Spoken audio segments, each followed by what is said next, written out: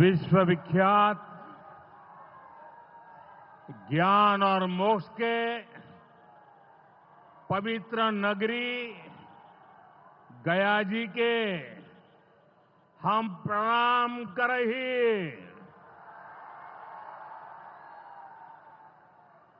विष्णुपद मंदिर के ई गौरवशाली भूमि पर अपने सबके अभिनंदन करत ही बिहार के राज्यपाल आरिफ मोहम्मद खान जी, यहां के लोकप्रिय मुख्यमंत्री नीतीश कुमार जी, केंद्रीय मंत्रिमंडल के मेरे सहयोगी जीतन राम मांझी जी, राजीव रंजन सिंह, चिराग पासवान जी, रामनाथ ठाकुर जी, नित्यानंद राय जी, सतीश चंद्र दुबे जी, राजभूषण चौधरी जी, डिप्टी सीएम सम्राट चौधरी जी, विजय कुमार सिन्हा जी, बिहार सरकार के मंत्रीगण, संसद में मेरे साथी उपेंद्र कुशवाहा जी, अन्य सांसदगण और बिहार के मेरे प्यारे भाइयों और बहनों, गया जी की ये धरती अध्यात्म और शांति की धरती है।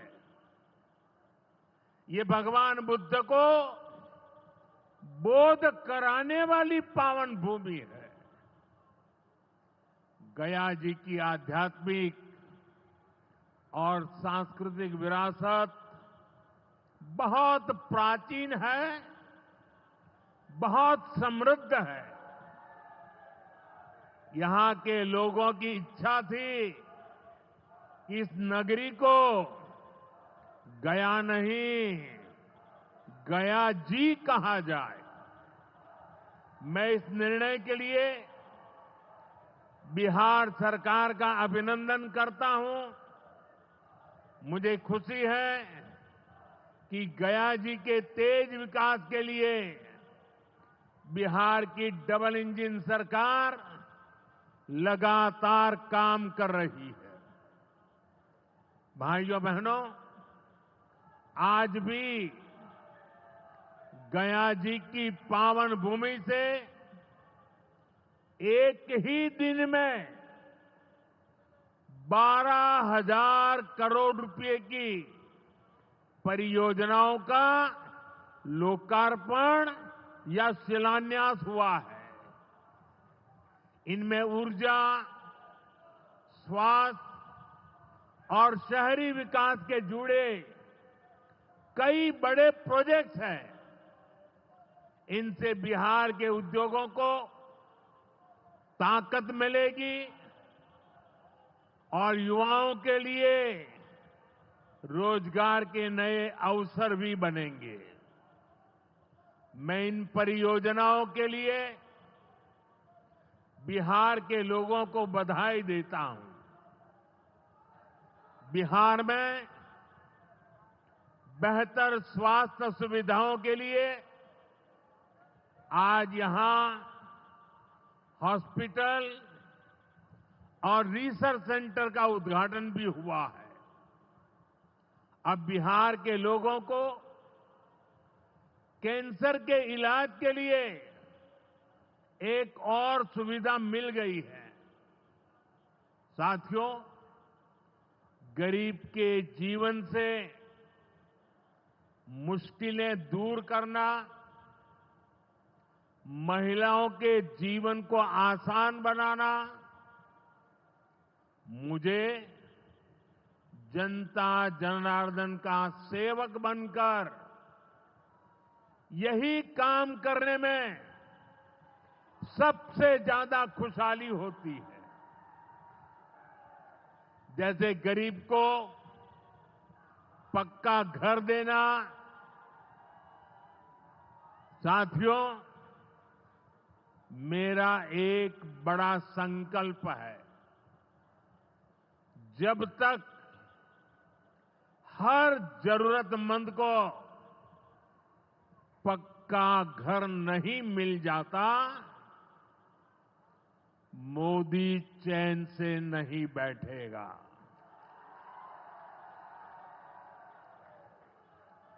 इसी सोच के साथ पिछले 11 साल में 4 करोड़ से अधिक गरीबों को पक्के घर बनाकर दे दिए गए। अकेले हमारे बिहार में 38 लाख से अधिक आवास बनाए गए। गया जिले में भी 2 लाख से अधिक परिवारों को अपना पक्का घर मिला है। और हमने सिर्फ घर यानी 4 दीवारें नहीं दी, बल्कि उन घरों के साथ गरीब को उसका स्वाभिमान दिया है।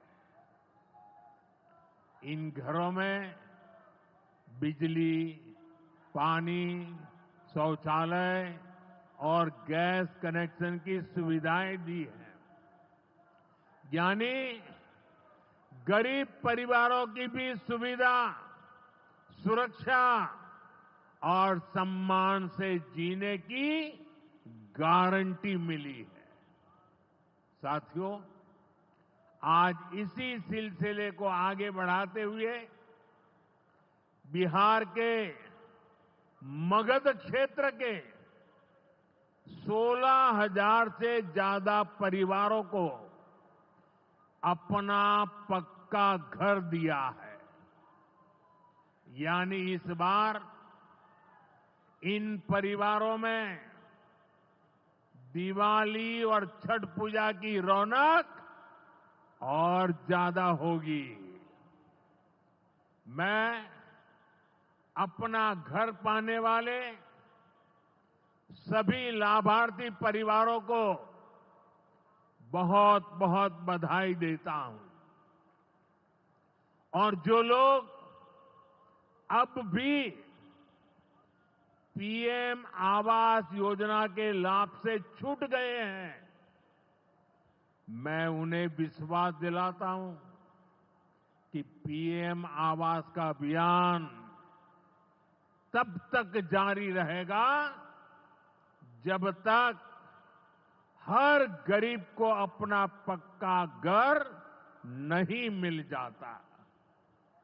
साथियों, बिहार चंद्रगुप्त मौर्य और चाणक्य की धरती है। जब जब किसी दुश्मन ने भारत को चुनौती दी है, बिहार देश की ढाल बनकर खड़ा हुआ है। बिहार की धरती पर लिया हुआ और संकल्प, ये धरती की ताकत है। इस धरती पर लिया गया हर संकल्प कभी खाली नहीं जाता।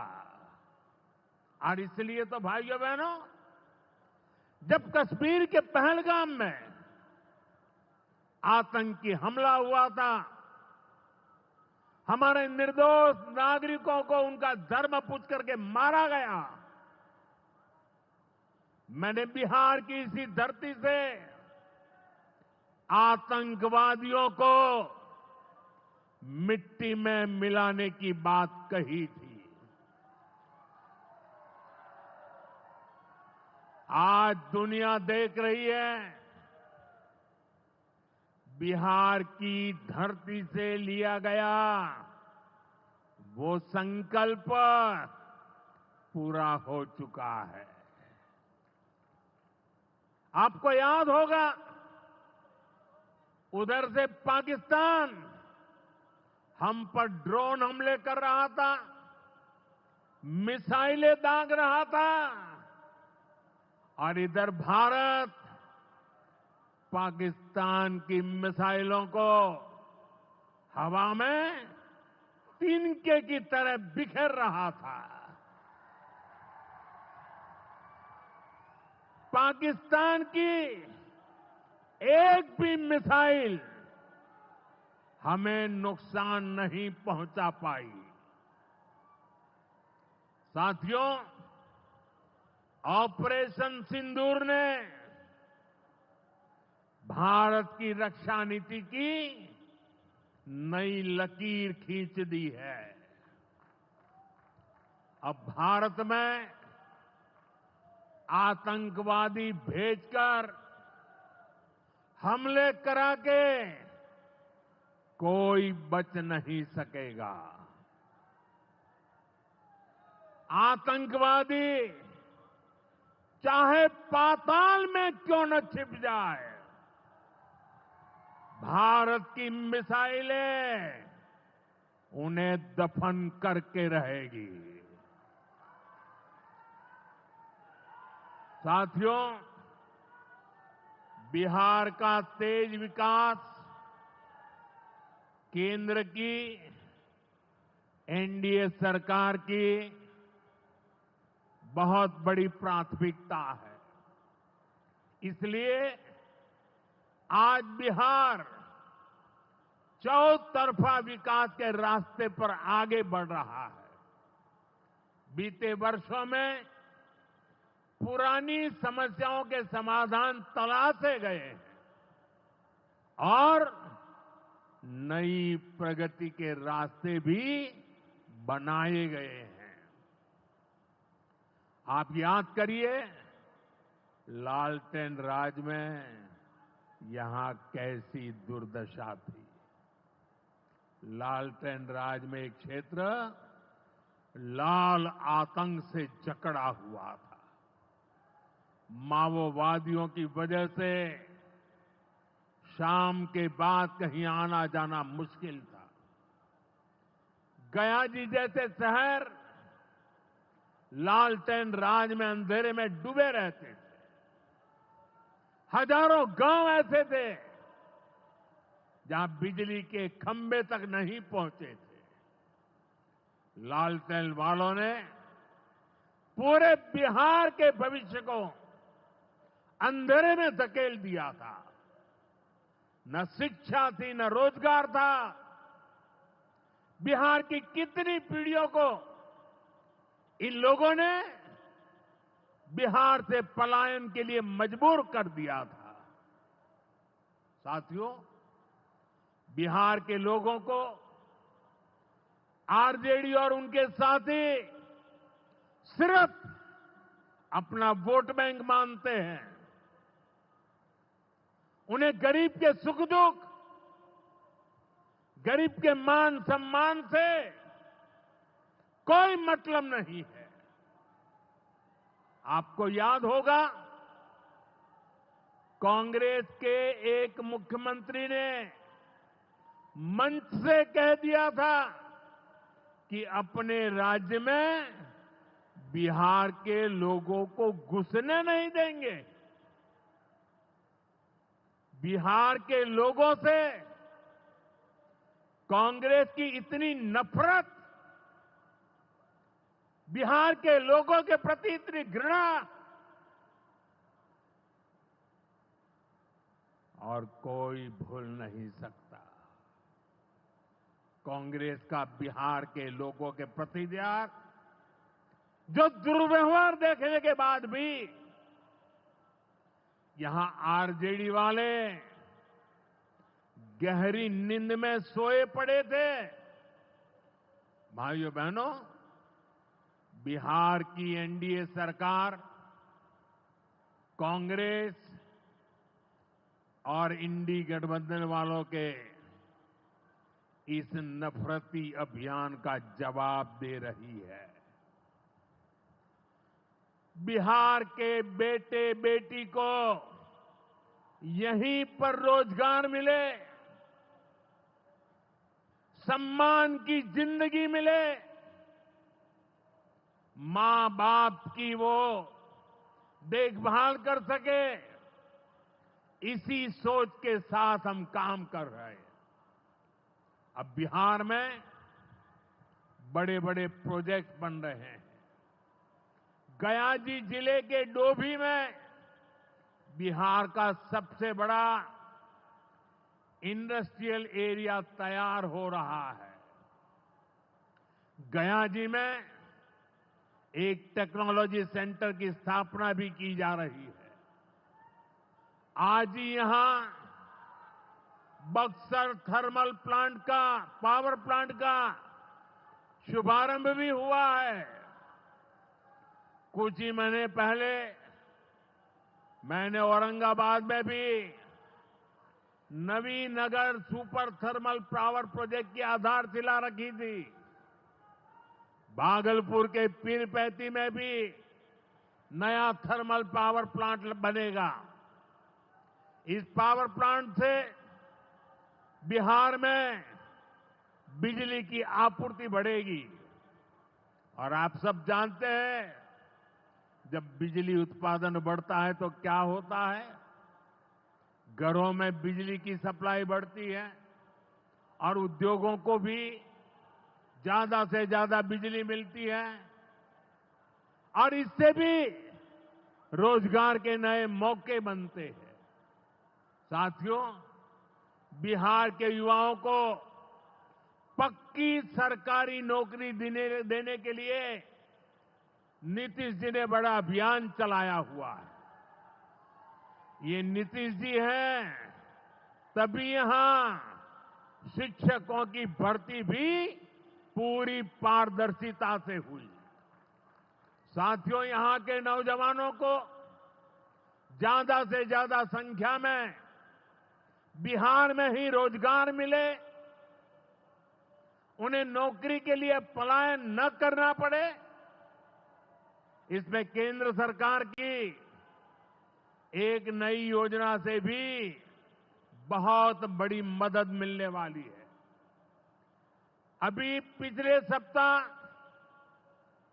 इस 15 अगस्त से ही देश भर में प्रधानमंत्री विकसित भारत रोजगार योजना लागू हुई है।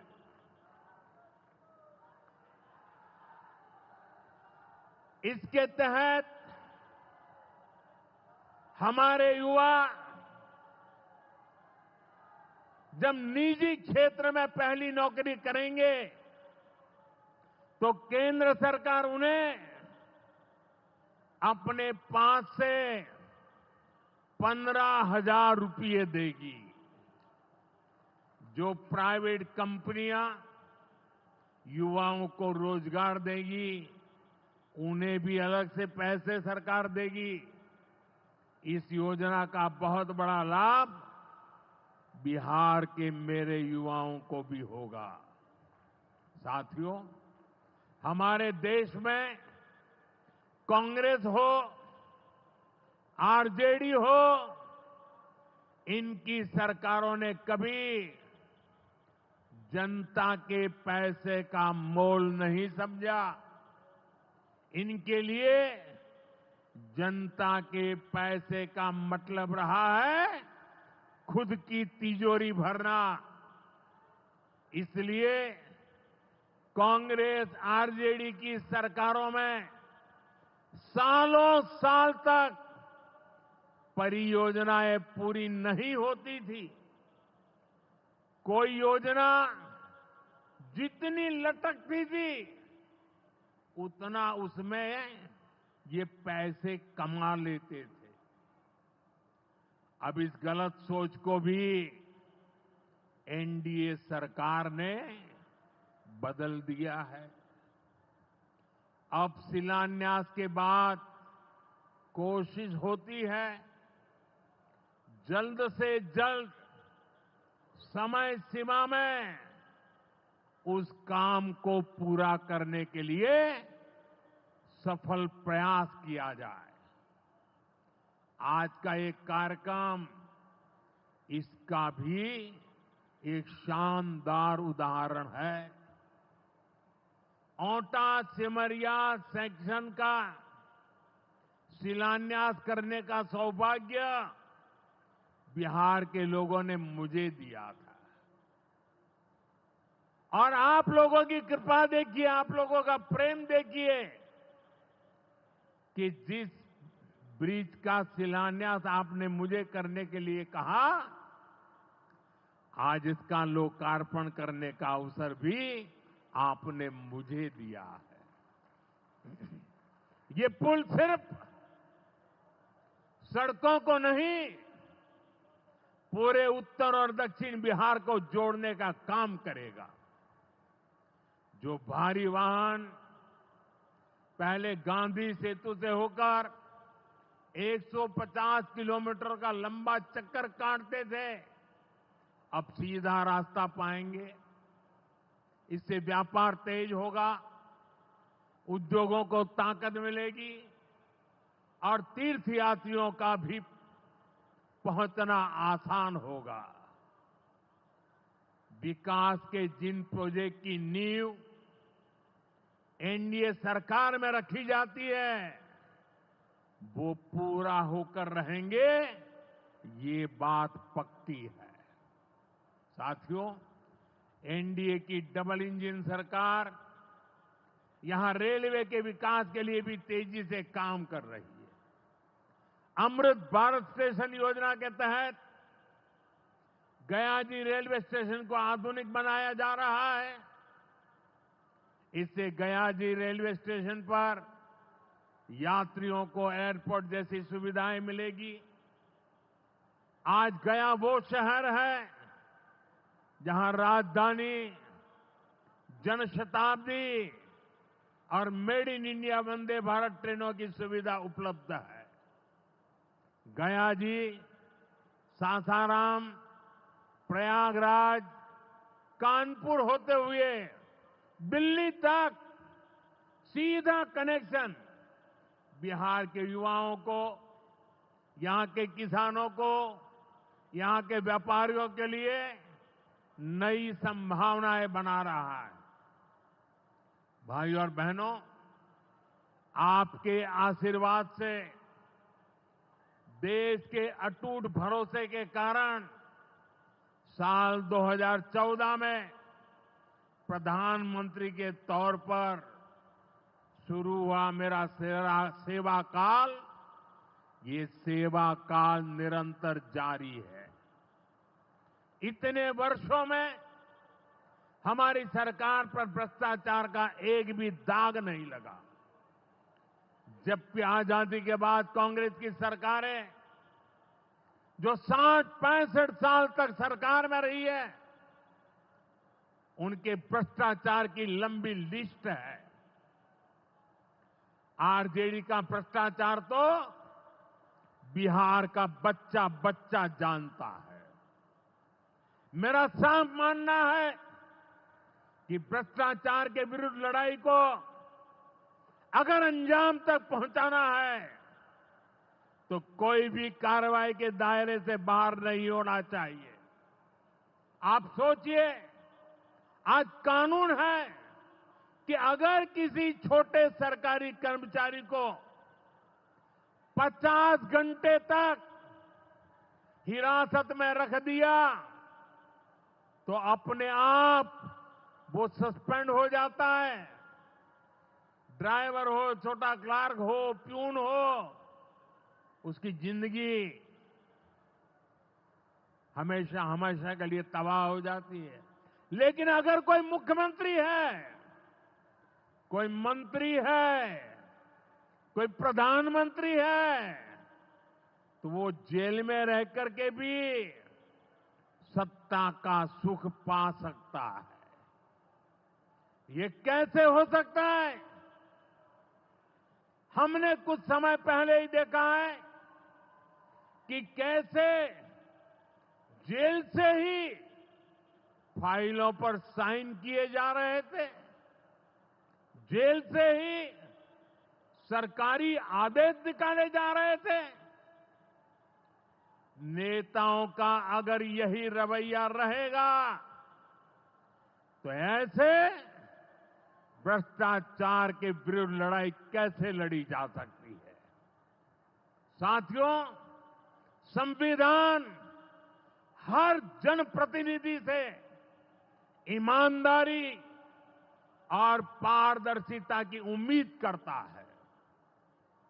हम संविधान की मर्यादा को तार तार होते नहीं देख सकते। इसलिए एनडीए सरकार भ्रष्टाचार के खिलाफ एक ऐसा कानून लाई है जिसके दायरे में देश का प्रधानमंत्री भी है। इस कानून में मुख्यमंत्री और मंत्रियों को भी शामिल किया गया है। जब ये कानून बन जाएगा तो प्रधानमंत्री हो या मुख्यमंत्री या फिर कोई भी मंत्री, उसे गिरफ्तारी के 30 दिन के अंदर जमानत लेनी होगी और अगर जमानत नहीं मिली तो 31वें दिन उसे कुर्सी छोड़नी पड़ेगी।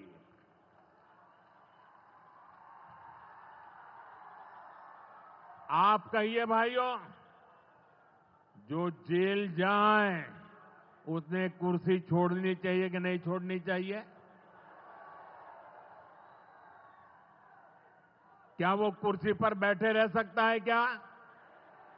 क्या वो सरकारी फाइलों पे साइन कर सकता है क्या? क्या जेल में से कोई सरकार चला सकता है क्या? और इसलिए ऐसा सख्त कानून बनाने की तरफ हम आगे बढ़ रहे हैं। लेकिन साथियों, ये आरजेडी वाले, ये कांग्रेस वाले, ये लेफ्ट वाले इस कानून का विरोध कर रहे हैं। ये बहुत गुस्से में है और कौन नहीं जानता उनको किस बात का डर है। जिसने पाप किया होता है वो अपने पाप को दूसरों से छुपाता है, लेकिन खुद को भीतर से जानता है कि क्या खेल खेला है। इन सब का भी यही हिसाब है। ये आरजेडी और कांग्रेस वाले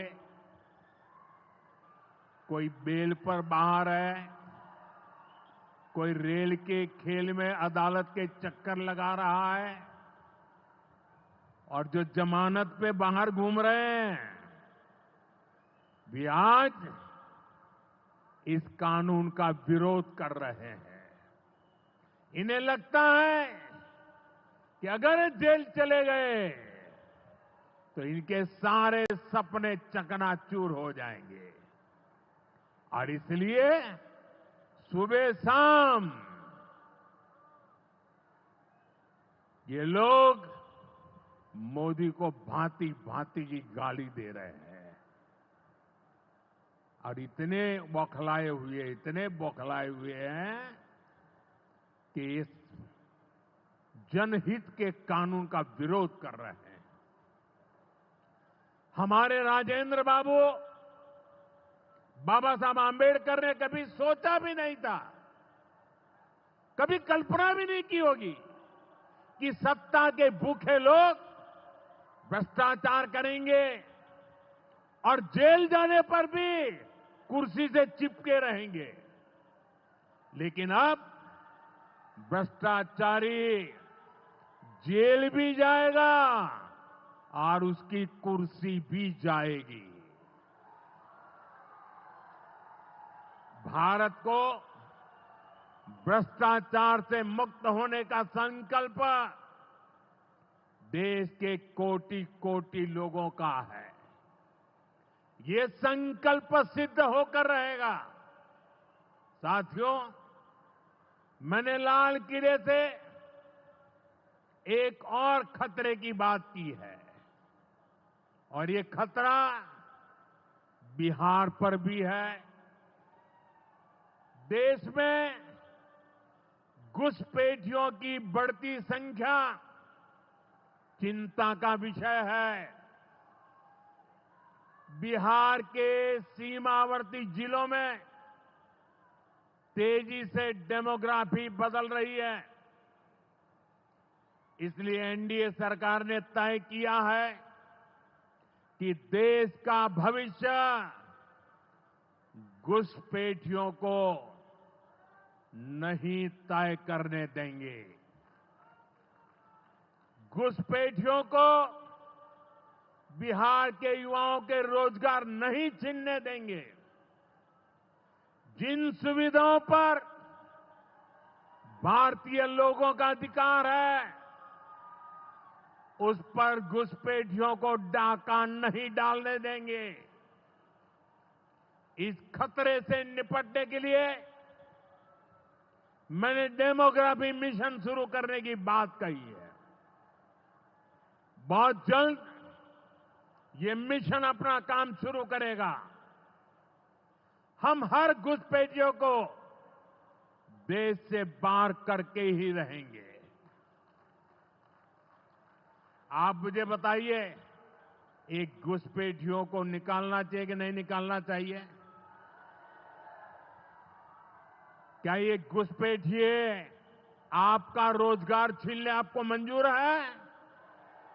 एक घुसपैठिया आपकी जमीन पे कब्जा कर ले आपको मंजूर है? एक घुसपैठिया आपका हक छीन ले आपको मंजूर है? बिहार के आप सभी लोग देश के भीतर बैठे घुसपैठियों के समर्थकों से भी सावधान रहिए। जान जाइए कौन घुसपैठियों के साथ खड़ा है। कांग्रेस और आरजेडी जैसे दल बिहार के लोगों का हक छीनकर घुसपैठियों को देना चाहते हैं। तुष्टीकरण के लिए, वोट बैंक को बढ़ाने के लिए कांग्रेस आरजेडी वाले कुछ भी कर सकते हैं, कितने ही नीचे जा सकते हैं। इसलिए बिहार के लोगों को बहुत सतर्क रहना है। साथियों, हमें हमारे बिहार को कांग्रेस आरजेडी की बुरी नजर से बचाकर रखना है।